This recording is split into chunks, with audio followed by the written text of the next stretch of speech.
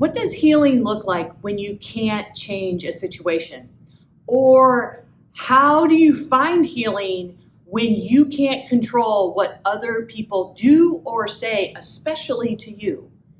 All of us at some point are searching for healing from something, someone, from situations that maybe we have no control over, that we absolutely cannot change. And yet, how do we find healing in those places? So for today, I've got Proverbs 17:22 that really gives us some guidance in this. It says, "A joyful heart helps healing, but a broken spirit dries up the bones." So here, Proverbs is talking about what is our response to those situations when we are in need of healing. What are our responses? Because we can only control ourselves. And to notice that Proverbs does something interesting. So often we think to have joy, we must already be healed. But it says a joyful heart helps healing. It switches it. That first comes a joyful heart, then comes healing into all kinds of places. And so when we're thinking about that, of how do we create a joyful heart? So Brené Brown, the researcher, she gives some indication about how to do this. She says, it takes courage to open ourselves up to joy. Across the years, the men and women who could most fully lean into joy were those who practiced gratitude.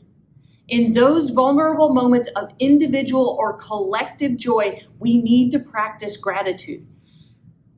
Practicing gratitude produces a joyful heart. And so to begin to think about that, of how are we being joyful in the situations we can't change or when we are interacting with people that we have no control over, that it becomes a practice. It's almost like a habit of leaning into, all right, every time something happens, every situation I come into, whether good or bad, I am going to practice gratitude. I'm going to make a list of 30 things to be grateful for, and I'm going to go over and over those.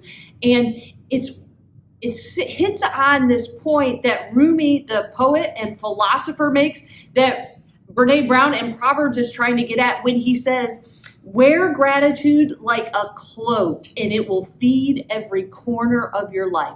So put it on like a garment, like you get dressed in the morning, so that every time you have to deal with anything in life, it first hits that gratitude barrier of that lens of saying, wait a minute, how do I understand this with gratitude at the forefront?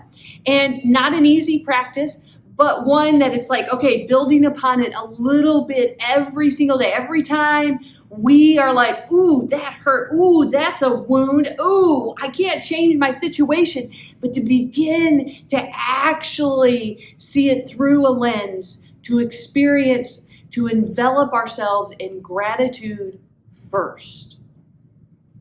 How might that change the way that we go about our day? How, having gratitude first, how does that change the way we interact in a situation? How does that change the way that we go about wanting to control others? How does gratitude begin to give us a new way of living and being so that we might have joy, and that joy brings healing to every aspect of our lives? How might we engage in that practice today? Pray with me. Healing God, may gratitude be our first thought when situations are not what we want. When we experience pain and challenges, may your presence surround us and guide us in making sense of our world through gratitude. So often we want to control situations and others, and so often we make ourselves miserable when we try and do not succeed. Help us in those moments to seek out your wisdom, to immediately go to the practice of identifying all the things, people, and situations we can be grateful for in our lives. May we cultivate a sense of gratitude so we can live into your love and bring healing to every corner of our life and be that healing presence for others. Amen.